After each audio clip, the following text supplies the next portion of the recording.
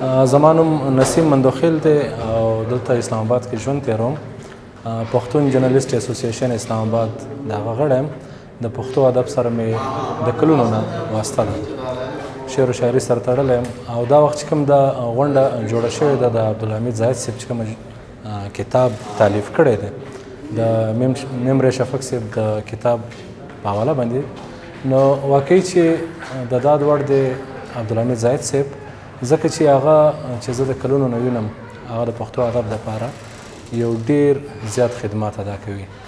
خاص کر هغه خبره ده چې د کور دپاره چې دی کمې پیسې ګټي، کم رزق ګټي، هغه نیم پښتو ادب ته ورکوي او نیم خپلو بچو له ورکوي.